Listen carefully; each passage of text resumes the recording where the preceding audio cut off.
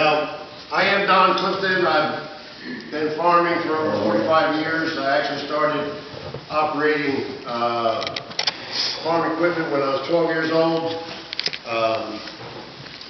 My family farms in northeast Sussex County. I am third generation. My son John, who's now 33 years old, is the fourth generation of our family working the ground. And he's home, hopefully, planting peas today. This is what we do.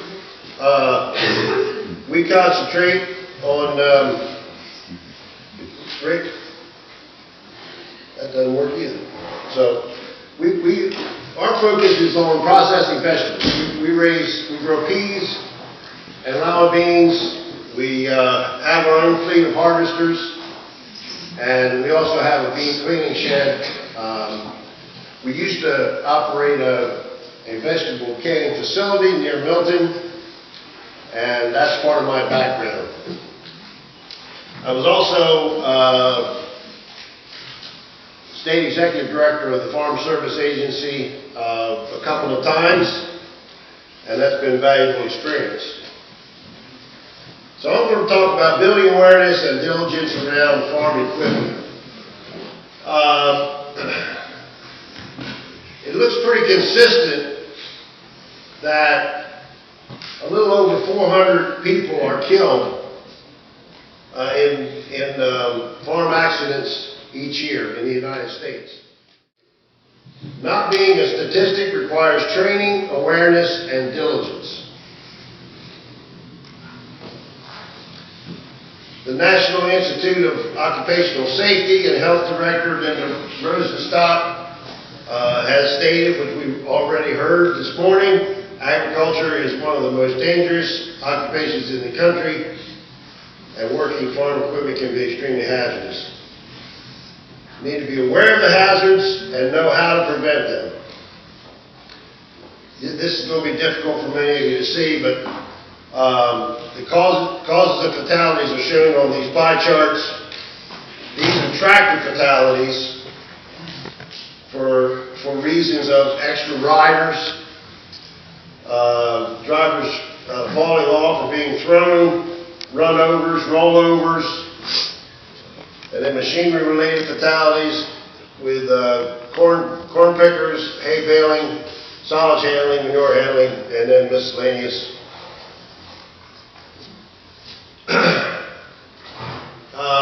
Now I know that today on modern equipment, a lot of our conveyors and apparatus are driven by direct drive hydraulics. However, I was just at Dave Wilson's auction at the fairgrounds Saturday, and there's an awful lot of old equipment that's being sold, and somebody's buying it, you know.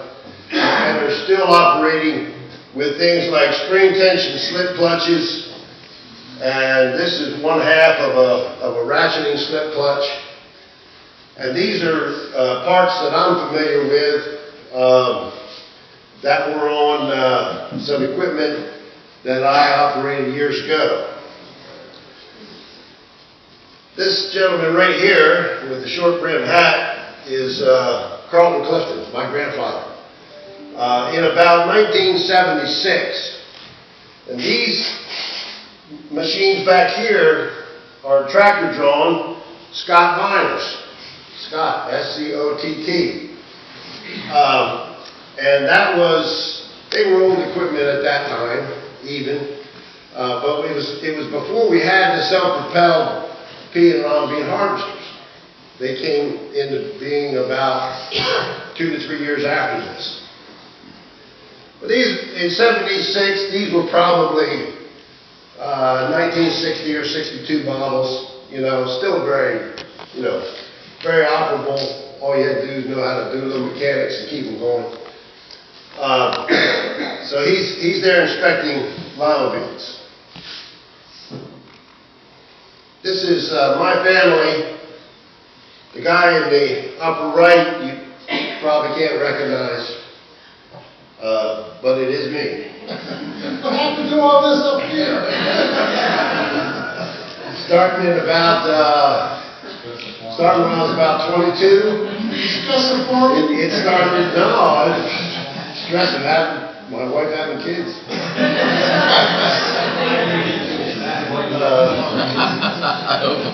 So this is my father. He's 42 here, and my mother is 35. And these three younger ones all grew up to be idiots. Not really, I love them to death, but you know, that's my nickname for them. And they're all in their 50s now. So, with that equipment, Scott Viner, I had a personal experience that was a near disaster for me. I was about 14 years old, and I was operating one of them, and there was a conveyor jam, and my father was down by the conveyor. It was down on the it was cross conveyor near the bottom of the machine, and I was standing up on the platform, and he eased the clutch into gear. And one of those slip clutches, the springs, that were jutting out like this, grabbed my jacket. I was wearing a short green Big Mac jacket that used to be my father's. Grabbed my jacket and started twisting, and only because he was a very powerful man and quick-witted, he grabbed me and flipped me over 360 degrees twice as the machine was easing to a stop. Otherwise, it would have wrenched my arm completely off. There's no question about it. So he got me back around twice, took his knife and cut the jacket off, and I still have this left arm.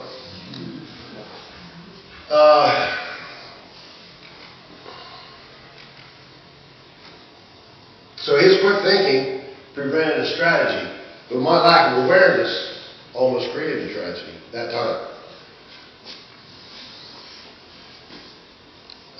These coming up are some cases that are documented through the CDC, Center for Disease Control, by this Agricultural Health and Safety Initiative. October '94, a 19-year-old farmer sustained fatal, massive internal injuries after stepping too close to the unguarded PTO driveline while unloading silage. In November '92, a 9-year-old girl lost both her legs above the knees when her jacket became entangled in the unguarded rotating PTO driveline. She was reaching over to operate the forage wagon.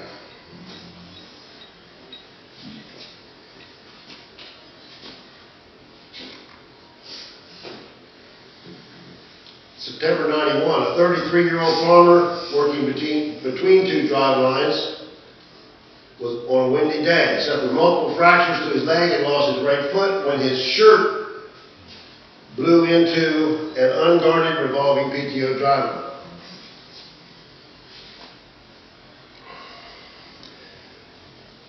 Now, because of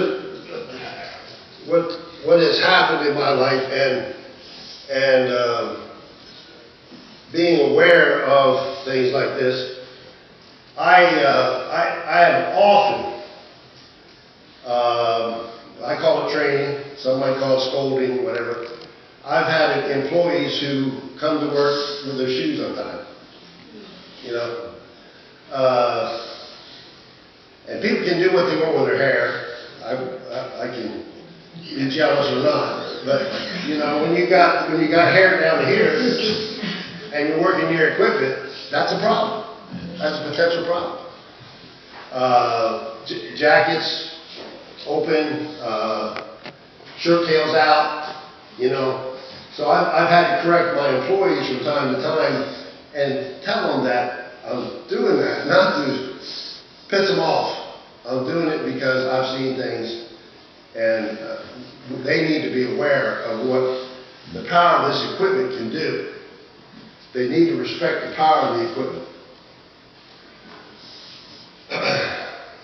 going to skip this one, because it involves something really bad. Steps for prevention. Equip PTO drive lines with functioning guards. Secretary Hughes talked about guards. A lot of the equipment that I saw sold Saturday, some of it had the guards that should have been on there were not on it. So for buying used equipment and having a use for it, we need to reconstruct, fabricate guards that will keep us safe, or our children safe, or our grandchildren safe. Avoid stepping over rotating PTO drive lines. Who stepped across a PTO that's spinning before? Be honest. How many? I've done it.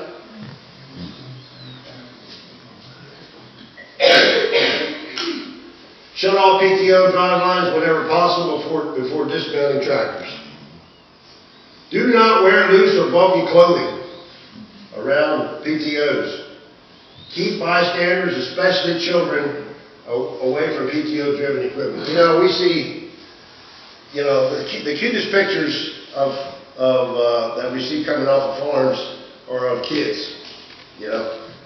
Either they're involved with animals, or they're riding with their parents, or some such setting. But when I see those pictures, I have mixed feelings, because I have 10 grandchildren, 7 children, 10 grandchildren, hope to have a few more. And we just don't want to ever see anything happen to them. Use a lot of these equipment, right? At one time, if you bid you for taking, they got an extra seat and stuff like that. Now they call them training seats. Mm-hmm. Right. Recognize that farm equipment is designed for operation by adults, and not just adults, but trained adults. Trained. Avoid working alone when using hazardous equipment. Someone should have you within their view. Okay? In the cases described, all of the survivors were rescued by the quick response of persons nearby. My father rescued me, because he was right there. Recognizing potential hazard points. Important to be able to recognize potential hazard areas, and there's several listed here. Pinch points, neighbor of mine, Fred Bennett. And this was 10, 12, 15 years ago maybe. He got in between the wheels of an articulating tractor, and the switch malfunctioned, and he was squeezed in a pinch point. And without, who would have thought it would happen? Who would have thought? But we really can't trust this electric over hydraulic stuff with our lives. Shear points, an area where the edges of two surfaces come together in a manner so as to cut a softer material placed between the surfaces.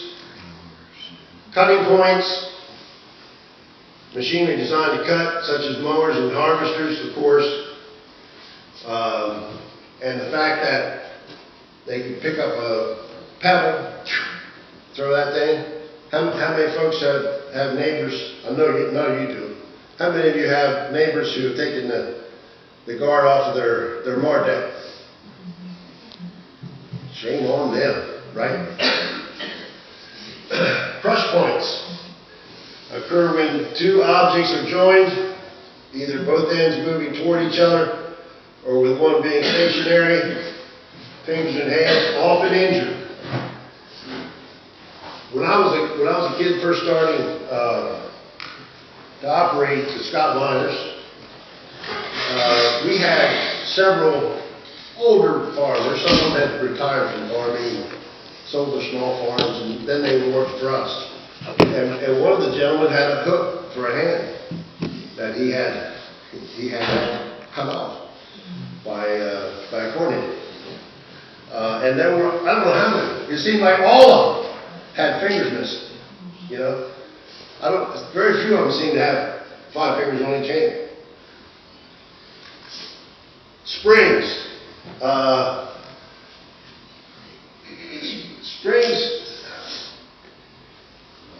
Well, that's pretty much self-explanatory.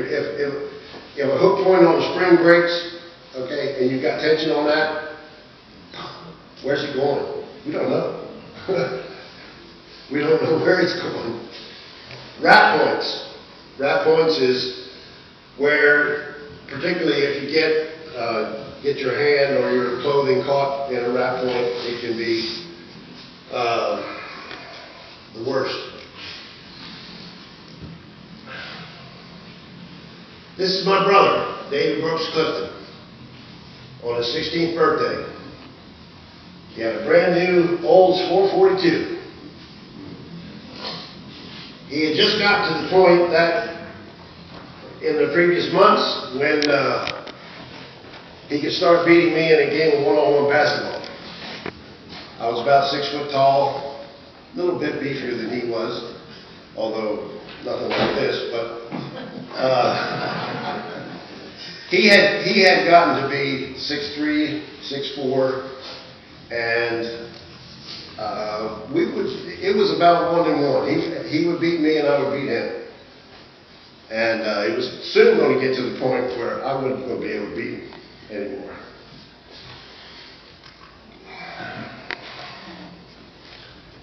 August 4th, 1977. 21 days later, Dave was killed in an accident with a solid wagon. It was an instance of lack of awareness in proximity to a rat point hazard. I had been sent to the field where he was unloading silage to the cows. I was sent down there to make sure that the tractor or the solid wagon didn't break down. I found him and had to go back to tell my father David was killed.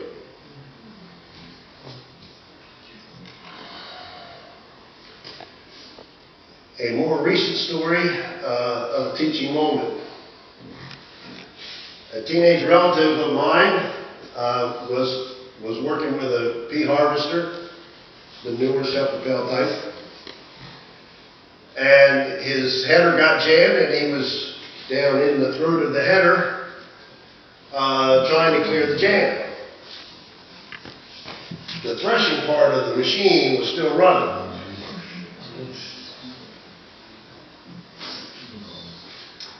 I happened to drive up to see if I could help him, and using language I'm sure he never heard at home, I grabbed him by the shirt collar and yanked him out of that header and told him to turn the damn machine off. And I told him the story of David. So in that situation, we avoided potential fatality. You know, I think, and I know I've done this, as parents, maybe as grandparents, we think that we take some things for granted, things that we've learned over decades, and sometimes the hard way. We kind of think that through osmosis, or just by being a Clifton, our kids know what to do around equipment. And they don't.